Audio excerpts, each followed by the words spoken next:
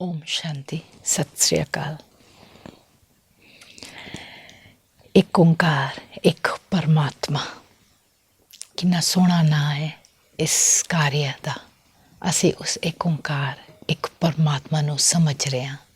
मैं आप जी ਦੇ ਸਾਹਮਣੇ, मैं ਅਮਰਜੀਤ ਕੌਰ ਦੁਆ ਆਪ ਜੀ ਦੇ ਸਾਹਮਣੇ ਸਤਸੰਗ ਆਪ ਜੀ ਦੇ ਨਾਲ ਕਰਨ ਆਈ ਹਾਂ, ਤਾਂ ਕਿ ਅਸੀਂ ਰਲ ਕੇ ਗੁਰਬਾਣੀ, ਗੁਰੂ ਨਾਨਕ ਦੇ ਵਚਨ ਸਮਝੀਏ ਤੇ ਜਪਜੀ ਸਾਹਿਬ ਦੇ ਪੌੜੀਆਂ ਨੂੰ ਅਸੀਂ ਸਮਝ ਰਹੇ ਹਾਂ।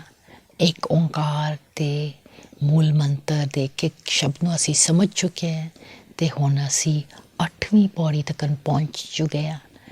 ਪਿਛਲੀ ਵਾਰ ਅਸੀਂ ਸਮਝ ਲਿਆ ਸੀ ਕਿ ਕਿੰਨਾ ਜ਼ਰੂਰੀ ਹੈ। ਅਕਾਲ ਪੁਰਖ ਨੇ ਖੁਦ ਬਤਾਇਆ ਕਿ ਇੰਨਾ ਜ਼ਰੂਰੀ ਹੈ ਉਸ ਅਕਾਲ ਪੁਰਖ ਨੂੰ ਸਮਝਣਾ, ਕਿ ਅਸੀਂ ਅਕਾਲ ਪੁਰਖ ਨੂੰ ਕਈ ਵਾਰੀ ਸਮਝਦੇ ਹੀ ਨਹੀਂ ਸਾਂ।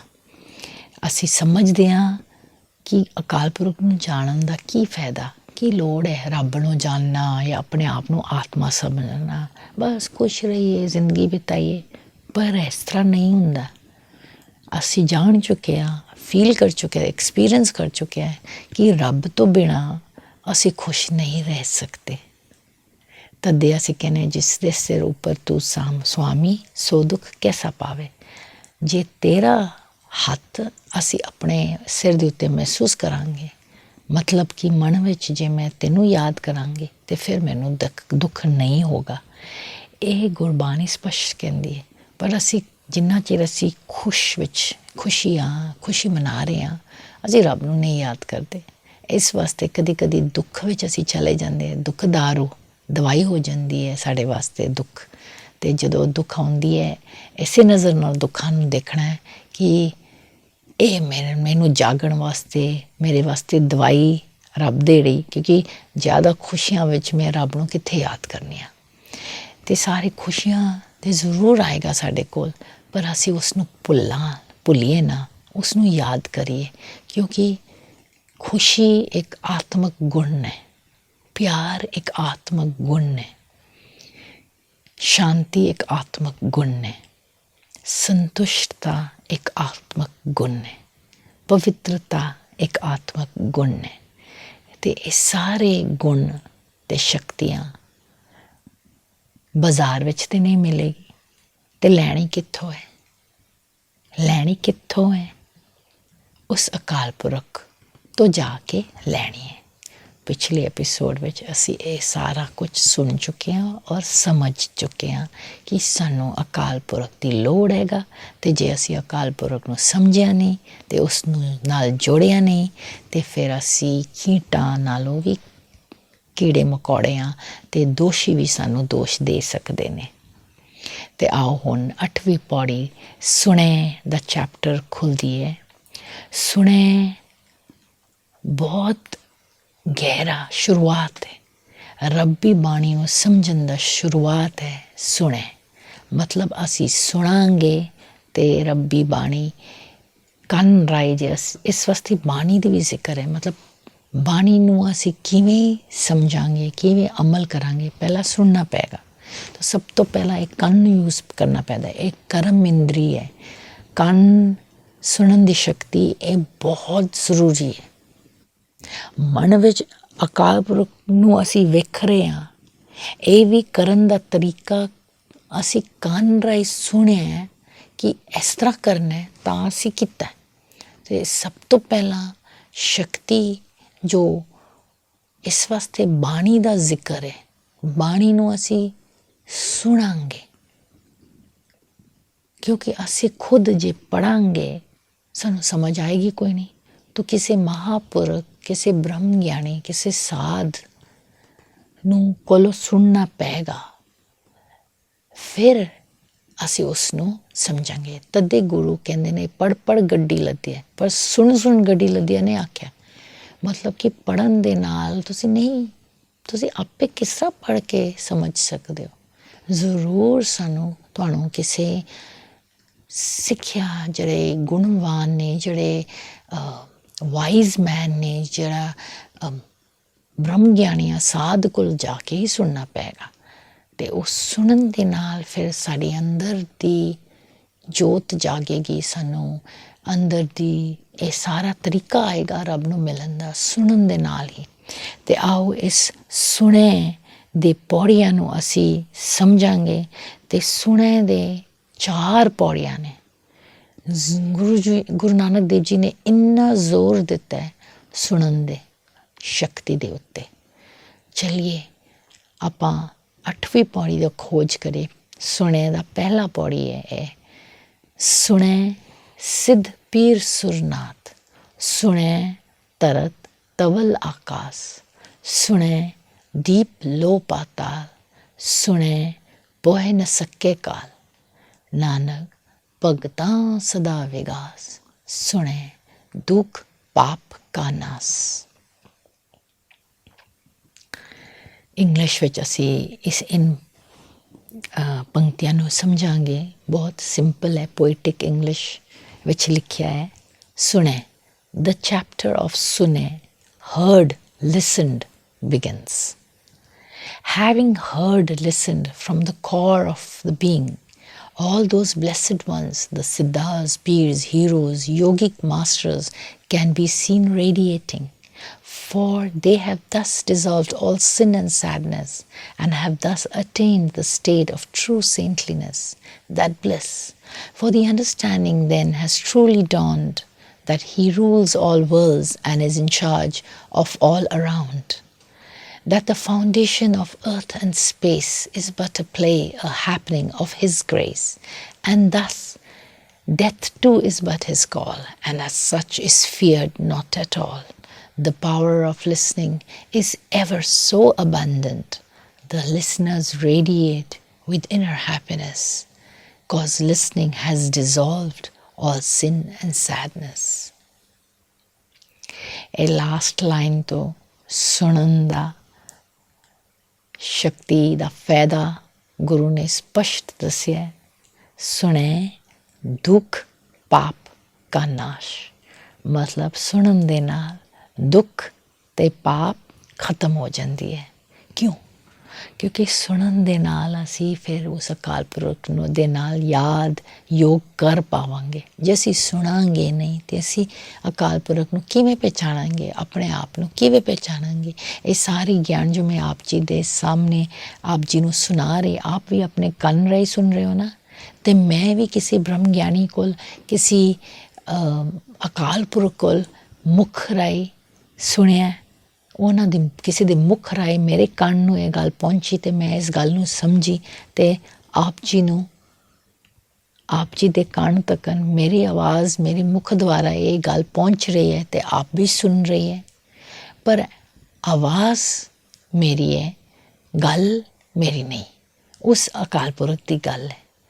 ਉਸ ਦੀ ਕਿਰਪਾ ਦੇ ਨਾਲ ਅਸੀਂ ਇੱਥੇ ਸੁਣਾ ਰਹੇ ਹਾਂ, ਪਰ ਸੁਣਾ ਨਹੀਂ ਰਹੇ। ਸਿਰਫ ਜਿਵੇਂ ਬਾਂਸੁਰੀ ਹੁੰਦੀ ਹੈ ਨਾ, ਅਸੀਂ ਬਾਂਸ ਹਾਂ, ਫੂਕ ਮਾਰਨ ਵਾਲਾ ਉਹ ਹੈ ਤੇ ਸੁਰ ਜੋ ਨਿਕਲਦਾ ਉਹ ਵੀ ਉਸ ਦੀ ਹੈ। ਅਸੀਂ ਸਿਰਫ ਬਾਂਸ ਹਾਂ। ਅਸੀਂ ਜਦ ਉਹਨਾਂ ਦੇ ਨਾਲ ਤੇ ਬ੍ਰਹਮ ਗਿਆਨੀ ਕੋਲ ਜਦੋਂ ਅਸੀਂ ਸੁਣਦੇ ਹਾਂ, ਉਹ ਵੀ ਬਾਂਸ ਬਣ ਜਾਂਦੇ ਨੇ ਉਸ ਅਕਾਲ ਪੁਰਖ ਦੀ ਸੁਰ ਨੂੰ ਸਾਡੇ ਤੱਕ ਪਹੁੰਚਾਉਣ ਦਾ। ਮੈਂ ਵੀ ਆਪ ਜੀ ਦੇ ਸਾਹਮਣੇ ਨਿਮਿਤ ਬਣ ਕੇ ਉਸ ਅਕਾਲ ਪੁਰਖ ਇੰਨੀ ਵੱਡੀ ਗੱਲ, ਉਸ ਦੀ ਗੱਲ ਇਸ ਮੁਖ ਤੋਂ ਨਿਕਲ ਰਿਹਾ, ਇਹ ਵੀ ਸ਼ੁਕਰ ਹੈ, ਗੁਰ ਕਿਰਪਾ ਹੈ ਕਿ ਉਹ ਇਹ ਸੇਵਾ ਕਰਨ ਦਾ ਮੌਕਾ ਦਿੱਤਾ ਹੈ, ਮੌਕਾ ਮਿਲਿਆ ਮੈਨੂੰ। ਖੁਦ ਮੈਂ ਵੀ ਸੁਣ ਰਹੀ ਹਾਂ, ਮੇਰੀ ਆਵਾਜ਼ ਨਿਕਲ ਰਹੀ ਹੈ, ਉਹ ਨਿਕਾਲ ਰਿਹਾ ਹੈ ਤੇ ਮੈਂ ਵੀ ਖੁਦ ਸੁਣ ਰਹੀ ਹਾਂ। ਸੁਣੇ, ਇੱਥੇ ਸੁਣੇ ਦਾ ਮਤਲਬ ਸੁਣ ਲਿਆ, ਪਾ ਲਿਆ, ਜੋ ਸੁਣਨਾ ਸੀ ਉਹ ਸੁਣ ਲਿਆ। ਸੁਣਨਾ ਹੈ ਫਿਊਚਰ ਟੈਂਸ ਨਹੀਂ ਹੈ, ਪਾਸਟ, ਮਤਲਬ ਸੁਣੇ, ਸੁਣ ਕੇ ਸਮਝ ਲਿਆ, ਇਸ ਦੇ ਵਿੱਚ ਹੈ ਸੁਣੇ। ਸੁਣੇ ਸਿੱਧ ਪੀਰ ਸੁਰਨਾਥ, ਇੱਥੇ ਗੁਰੂ ਜੀ ਕਹਿੰਦੇ ਨੇ ਕਿ ਜਿਹੜੇ ਪੀਰ ਨੇ, ਸਾਧ ਨੇ, ਯੋਗੀ ਮਾਸਟਰਸ ਨੇ, ਇਹ ਸਾਰੇ ਮਤਲਬ ਆਪ ਜੀ ਦੇ ਗੱਲ ਸੁਣ ਕੇ ਉਹ ਬਲੈਸਡ ਨੇ, ਮਤਲਬ ਉਸ ਦੇ ਉੱਤੇ ਬਹੁਤ ਕਿਰਪਾ ਪਈ ਹੈ। ਅਤੇ ਸੁਣਨ ਦੇ ਨਾਲ ਤਰਤ ਤਵਲ ਆਕਾਸ, ਇਹ ਵੀ ਗੱਲ ਅਸੀਂ ਸੁਣਿਆ ਜਿਹੜਾ ਕਿ ਧਰਤੀ ਅਸੀਂ ਪੁਰਾਣੀਆਂ ਗੱਲਾਂ ਨੇ ਕਿ ਇੱਕ ਤੌਲ ਹੈ, ਮਤਲਬ ਬੁੱਲ ਹੈ ਜੋ ਕਿ ਧਰਤੀ ਨੂੰ ਉਠਾ ਰਿਹਾ।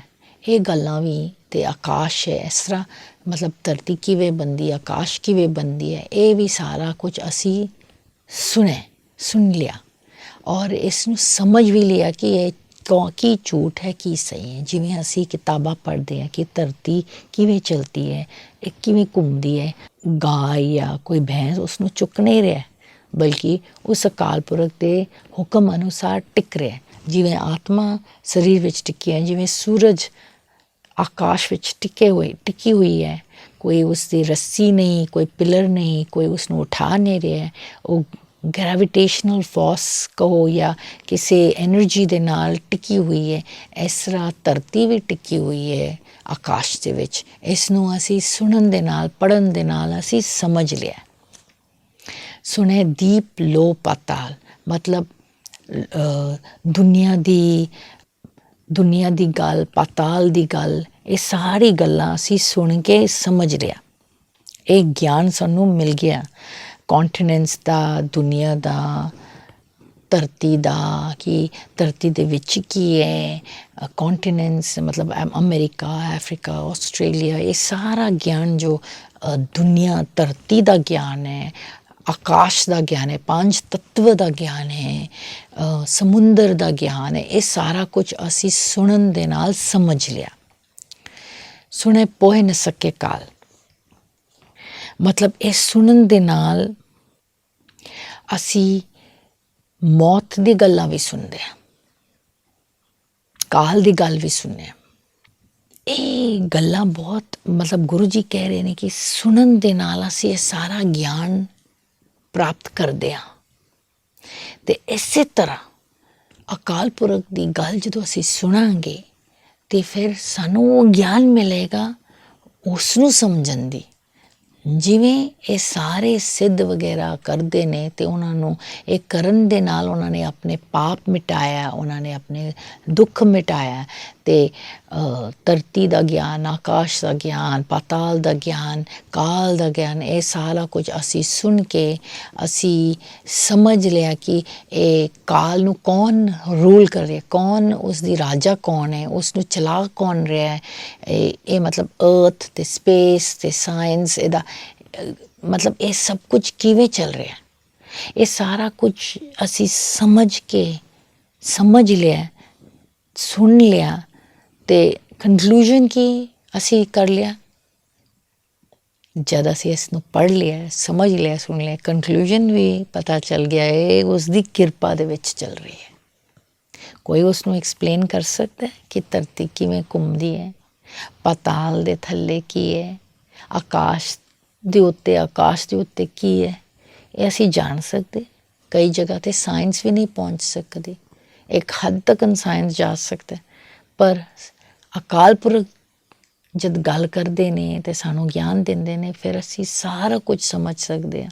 ਜਿਵੇਂ ਸਾਨੂੰ ਪਤਾ ਚੱਲ ਗਿਆ ਮੈਂ ਆਤਮਾ, ਹੁਣ ਆਤਮਾ ਸਾਇੰਸ ਨੇ ਦੇਖੀ ਹੈ। ਇਹ ਸੁਣਨ ਦੇ ਨਾਲ ਅਤੇ ਸਾਇੰਸ ਦੀ ਥੋੜ੍ਹੀ ਮਤਲਬ ਕਿ ਵਿੱਚ ਲਿਖਿਆ ਹੈ ਕਿ ਆਤਮਾ ਦੀ ਗਿਆਨ, ਕਿਉਂਕਿ ਉਹ ਦੇਖਣ ਵਾਲੀ ਚੀਜ਼ ਹੀ ਨਹੀਂ, ਉਹ ਪੰਜ ਤੱਤਵ ਤੋਂ ਉੱਤੇ ਵੇ।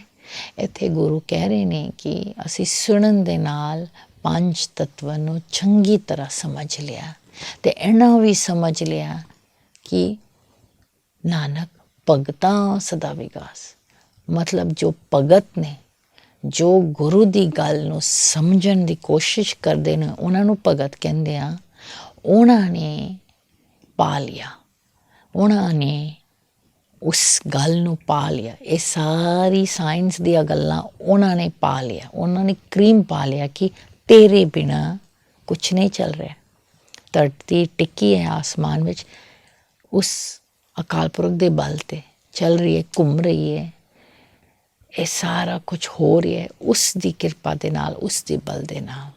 ਅਤੇ ਲਾਸਟ ਲਾਈਨ ਵਿੱਚ ਫਿਰ ਗੁਰੂ ਜੀ ਸਾਨੂੰ ਯਾਦ ਦਿਲਾ ਰਹੇ ਕਿ ਸੁਣੇ ਦੁੱਖ ਪਾਪ ਸਕਾ ਨਾਸ। ਇਸੇ ਤਰ੍ਹਾਂ ਜਿਵੇਂ ਸਾਇੰਸ ਦੀਆਂ ਗੱਲਾਂ ਸੁਣਨ ਦੇ ਨਾਲ ਅਸੀਂ ਸਮਝ ਸਕਦੇ ਹਾਂ, ਅਤੇ ਉਸ ਦੀ ਗੱਲ ਸੁਣਨ ਦੇ ਨਾਲ ਅਸੀਂ ਉਸ ਦੀ ਹੋਰ ਗਹਿਰਾਈ ਨੂੰ ਸਮਝਦੇ ਹਾਂ, ਸਾਇੰਸ ਦੇ ਉੱਤੇ ਦੀ ਗੱਲ ਨੂੰ ਸਮਝਦੇ ਹਾਂ ਕਿ ਅਕਾਲ ਪੁਰਖ ਨੂੰ ਯਾਦ ਕਰਨ ਦੇ ਨਾਲ, ਉਸ ਨੂੰ ਸਮਝਣ ਦੇ ਨਾਲ, ਉਸ ਇੱਕ ਓਂਕਾਰ ਇੱਕ ਪਰਮ ਪਿਤਾ ਨੂੰ ਸਮਝਣ ਦੇ ਨਾਲ ਅਸੀਂ ਪਾਪ ਅਤੇ ਦੁੱਖ ਨੂੰ ਨਾਸ਼ ਕਰ ਸਕਦੇ ਹਾਂ।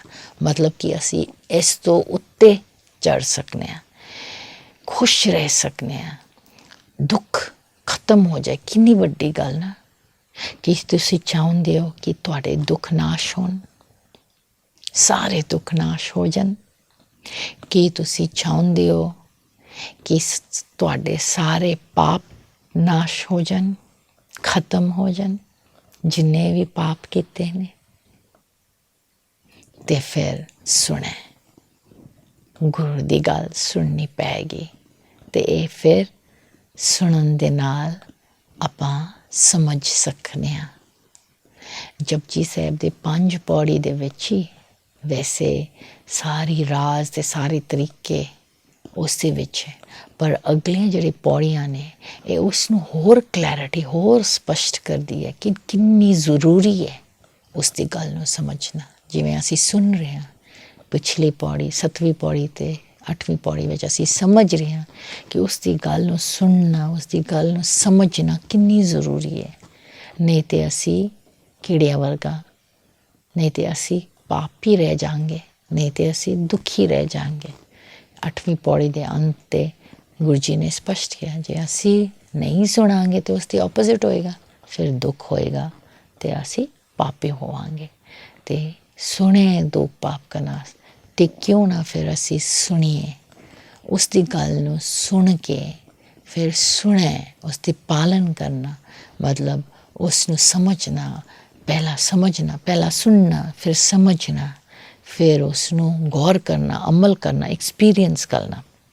ਜਿਵੇਂ ਅਸੀਂ ਚਲੀਏ ਫਿਰ ਇੱਕ ਮਿੰਟ, ਮੈਂ ਆਤਮਾ ਜੋਤੀ ਬਿੰਦੂ ਤੂੰ ਪਰਮ ਪਿਤਾ ਪਰਮਾਤਮਾ ਸਿਮਰਨ ਕਰੀਏ, ਉਸ ਨੂੰ ਯਾਦ ਕਰੀਏ। ਮੇਰੇ ਮਨ ਵਿੱਚ ਇਸ ਵੇਲੇ ਕੁਛ ਨਹੀਂ, ਮਨ ਦੀ ਸਕਰੀਨ ਦੇ ਉੱਤੇ, ਮਨ ਦੀ ਤਸਵੀਰ ਦੇ ਵਿੱਚ ਸਿਰਫ ਜੋਤੀ ਬਿੰਦੂ ਪਰਮਾਤਮਾ ਟਿਕੇ ਹੋਏ ਨੇ ਅਤੇ ਮੈਂ ਆਤਮਾ। 2 ਜੋਤੀ ਬਿੰਦੂ ਇੱਕ ਦੂਸਰੇ ਦੇ ਉੱਪਰ ਇੱਕੋ ਨਜ਼ਰ ਆਏਗੀ, ਮੈਂ ਅਤੇ ਤੂੰ, ਅਸੀਂ ਇੱਕ ਹਾਂ, ਮਿਲ ਰਹੇ ਹਾਂ, ਗੋਬਿੰਦ ਮਿਲਨ। ਇਹ ਜਦੋਂ ਅਸੀਂ ਕਰਾਂਗੇ, ਹੁਣ ਕਰ ਰਹੇ ਹਾਂ,